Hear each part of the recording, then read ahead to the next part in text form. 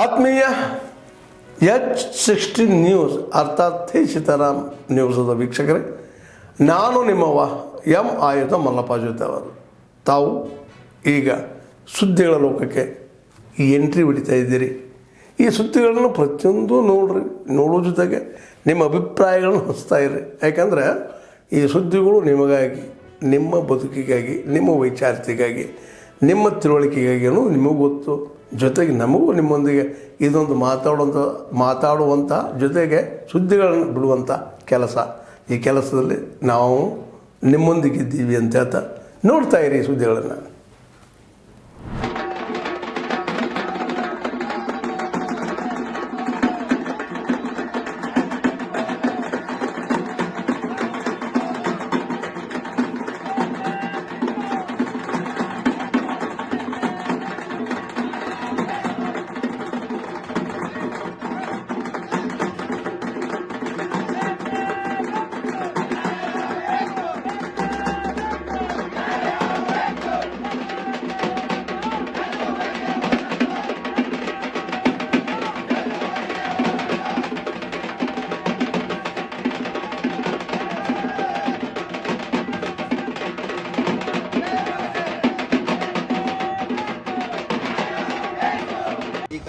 ಮುಖ್ಯ ಕಾರ್ಯನಿರ್ವಾಹಕ ಅಧಿಕಾರಿಗಳಿಂದ ಎಷ್ಟೋ ಸಾರಿ ನಿಮ್ಗೆ ನೋಟಿಸ್ ಬಂದಿದೆ, ಸುತ್ತು ನೆನಪೋಲಿಗಳು ಬಂದಿದ್ದೀವಿ, ಆದರೆ ನೀವು ಕ್ರಮ ತಗೋದಿಲ್ಲ. ನಾನು ಎಷ್ಟೋ ಸಾರಿ ಸರ್ ನಿಮ್ಗೆ ಬಂದು ಹೇಳ್ತೀನಿ, ನಮ್ಗೆ ನ್ಯಾಯ ಸಿಗೋದಿಲ್ಲಪ್ಪ ಅಂತಂದರೆ ನಾವು ಮುಂಬರುವ ದಿನಗಳಲ್ಲಿ ಉಗ್ರವಾದ ಹೋರಾಟ ಮಾಡ್ತೀವಿ.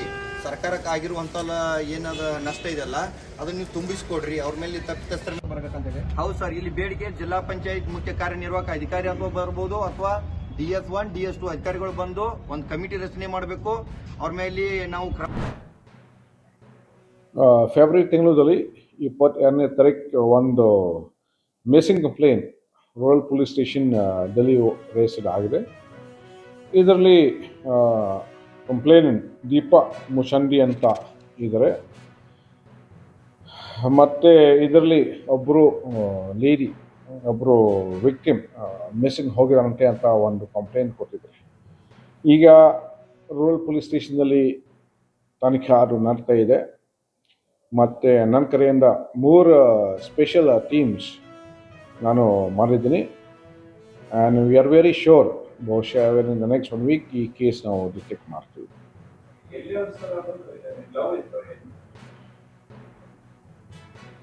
ನಮಗೆ ಬೇರೆ ಬೇರೆ ಸುದ್ದಿ ಬರ್ತಾ ಇದೆ, ಮತ್ತು ನಮ್ಮ ತನಿಖೆ ಪ್ರಕಾರ ಕೂಡ ಬೇರೆ ಬೇರೆ ಮಾಹಿತಿ ಬರ್ತಾ ಇದೆ, ಹೀಗೆ ಹಾಗೆ ಅಂತ ಇದೆ. But unless we get A girl back, ಆ ಹುಡುಗಿ ನಾವು ಡಿಟೆಕ್ಟ್ ಮಾಡಿಕೊಂಡು ನಮಗೆ ಗೊತ್ತಾಗುತ್ತೆ ಯಾಕೆ ಅವರು ಮನೆಯಿಂದ ಬಿಟ್ಟು ಮತ್ತು ಮಿಸ್ಸಿಂಗ್ ಹೋಗಿದ್ದಾರೆ.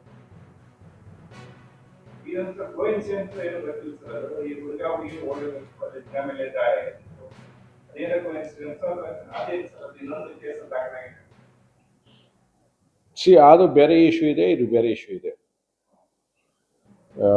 ಈ ವಿಷಯದಲ್ಲಿ सरके समाजवादी पार्टी इसमें ज्यादा चर्चा कर रही थी कि नाविकों का शोषण हो रहा है, नाविकों को देखभाल नहीं की जा रही है. मैं एक नाविक परिवार की एक सक्सेस स्टोरी यहां पे बता रहा हूं. ये नाविक परिवार जिनके पास 130 नौकाएं थी, 45 दिनों की अवधि में इन लोगों ने शुद्ध बचत की है 30 करोड़ रुपए की. यानी एक नाव ने 45 दिनों में 23 लाख रुपए की बचत की है, कमाई की है. प्रतिदिन के अगर आप उनकी बचत देखेंगे तो यह लगभग 50 से लेके 52,000 पर डे की उनकी इनकम थी एक नाव की. और इसमें मैं तो गया था 27 फरवरी को प्रयागराज में, और प्रयागराज में जाकर के हम लोगों ने, मैंने पहले मां गंगा के प्रति कृतज्ञता ज्ञापित की थी अपने सहयोगियों के साथ में. मां गंगा का पूजन किया था, सफाई भी की थी. इसके उपरांत हम लोगों ने इस पूरे महाकुंभ के आयोजन को स्वच्छ बनाए रखने में जिन्होंने योगदान दिया था, उन स्वच्छता कर्मियों के साथ भी, और जिन्होंने स्वास्थ्य की सेवा, कोई संक्रमण और कोई बीमारी नहीं फैलने दी, ऐसे स्वास्थ्य कर्मियों के साथ में, जो हेल्थ वॉरियर्स थे, उनके साथ में हम लोगों ने पहला आयोजन किया था, उनका सम्मान का कार्यक्रम किया था। इस आयोजन के बाद हमारा दूसरा जो आयोजन था वह नाविकों के साथ ही था। नाविकों के साथ भी हमने संवाद बनाया था, उनके लिए भी हमने एक पैकेज की घोषणा की। इसके उपरांत हमने परिवहन निगम से जुड़े हुए उन लोगों के प्रति और रेलवे के उन सभी अधिकारी और कर्मचारियों के प्रति भी हम लोगों ने धन्यवाद ज्ञापित किया था, जिन्होंने श्रद्धालु जनों को वहां तक पहुंचाने में अपना योगदान दिया। उनके साथ भी हम लोगों ने कार्यक्रम किया था। और इसके उपरांत हम लोगों ने चौथे कार्यक्रम में सुरक्षा और प्रशासन से जुड़े हुए लोगों के साथ भी हम लोगों ने एक कार्यक्रम आयोजित किया था, और उनके साथ भी बैठ करके हम लोगों ने सहभोज के साथ हम लोग बैठे थे। मैं, मेरे साथ दोनों डिप्टी सीएम भी थे, अन्य मंत्रीगण भी थे, अन्य वरिष्ठ अधिकारीगण भी थे। ये सभी आयोजन वहां पे हुए।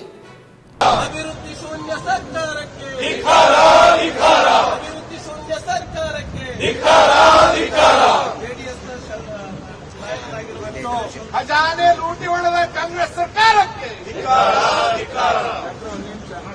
ಇವತ್ತು ಏನು ಬಜೆಟ್ ಮಂಡಿಸ್ತಾ ಇದ್ದಾರೆ, ಸಾಕಷ್ಟು ನಿರೀಕ್ಷಣೆಯನ್ನು ಇಟ್ಕೊಂಡಿದ್ವಿ.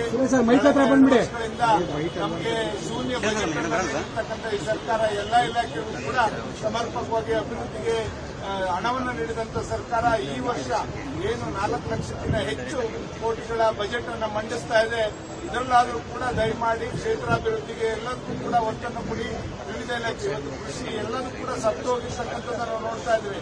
ಕೃಷಿ ಇಲಾಖೆ ಇರ್ಬೋದು, ಅಂಗನವಾಡಿಗಳಿಗೆ ಎಲ್ಲದಕ್ಕೂ ಕೂಡ ಮೂಲಭೂತ ಎಲ್ಲ ಇಲಾಖೆಯವರು ಕೂಡ ನಮಗೆ ಅನುದಾನ ಕೊಡಿ ಅಂತ ಇವತ್ತು ಸ್ಟ್ರೈಕ್ ಮಾಡೋ ಮಟ್ಟಕ್ಕೆ ಬಂದಿದ್ದಾರೆ. ಅಂದ್ರೆ ಅವರೇ ಯೋಚನೆ ಮಾಡಬೇಕಾಗತ್ತಂತೆ ಈ ಸರ್ಕಾರ.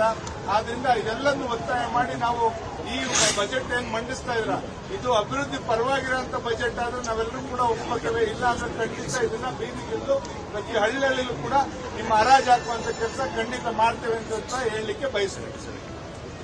ಬಿಜೆಪಿ ಹಾಗೂ ಜೆಡಿಎಸ್ ಪಕ್ಷದ ಎಲ್ಲ ನಮ್ಮ ಶಾಸಕರು, ವಿಧಾನ ಪರಿಷತ್ ಸದಸ್ಯರು ಗಾಂಧಿ ಪ್ರತಿಮೆ ಮುಂದೆ ನಾವು ಪ್ರತಿಭಟನೆಯನ್ನ ರಾಜ್ಯದ ಕಾಂಗ್ರೆಸ್ ಸರ್ಕಾರದ ವಿರುದ್ಧ ಮಾಡ್ತಾ ಇದ್ದೇವೆ. ಯಾತಕ್ಕೋಸ್ಕರ ಪ್ರತಿಭಟನೆ? ನಾವಿವತ್ತು ಶಾಸಕರಾಗಿ ನಮ್ಮ ಕ್ಷೇತ್ರದ ಮತದಾರರು ನಮ್ಮನ್ನು ಆಯ್ಕೆ ಮಾಡಿ ಕಳಿಸಿಕೊಟ್ಟಿದ್ದಾರೆ. ಕ್ಷೇತ್ರದಲ್ಲೇ ನಮ್ಮ ಮತದಾರರು ಶಾಸಕರುಗಳನ್ನ ಪ್ರಶ್ನೆ ಮಾಡ್ತಾ ಇದ್ದಾರೆ. ಶಾಸಕರಾಗಿ 20 ತಿಂಗಳುಗಳು ಕಳೆದಿದೆ. ನಮ್ಮ ಕ್ಷೇತ್ರಗಳ ಆತ್ಮೀಯರೇ, ಎಲ್ಲ ಸುದ್ದಿಗಳನ್ನು ನೋಡಿದ್ರಲ್ಲ, ಏನು ಅನಿಸ್ತು ನಿಮಗೆ? ಇದರಲ್ಲೇ ನಿಮ್ಗೆ ಲೈಕ್ ಆಗಿರ್ಬೋದು, ಡಿಸ್ಲೈಕು ಆಗಿರ್ಬೋದು, ಕಾಮೆಂಟ್ ಬೇಡಪ್ಪ ಅಂತೂ ಅನಿಸಿರ್ಬೋದು, ಕಾಮೆಂಟ್ ಮಾಡಬೇಕಪ್ಪ ಅನಿಸಿರ್ಬೋದು, ಶೇರ್ ಮಾಡಬಾರ್ದಪ್ಪ ಅನಿಸಿರ್ಬೋದು, ಅದು ಮಾಡಬೇಕು ಅನಿಸಿರ್ಬೋದು. ಏನಾದರೂ ಆಗಲಿ ಶೇರ್ ಮಾಡ್ತಾಯಿರಿ, ಈ ನ್ಯೂಸ್ಗಳನ್ನ ಹಂಚ್ತಾ ಇರಿ, ಜೊತೆಗೆ ಇದಕ್ಕೆ ಸಬ್ಸ್ಕ್ರೈಬ್ ಆಗ್ತಾಯಿರಿ ಅಂತ ಹೇಳ್ತಾ H16 ನ್ಯೂಸ್ ಅರ್ಥಾತ್ ಹೇ ಸೀತಾರಾಮ್, ಇದು ಸತ್ಯದ ಕೈಗೆ ನಡಿ. ವಂದನೆಗಳು.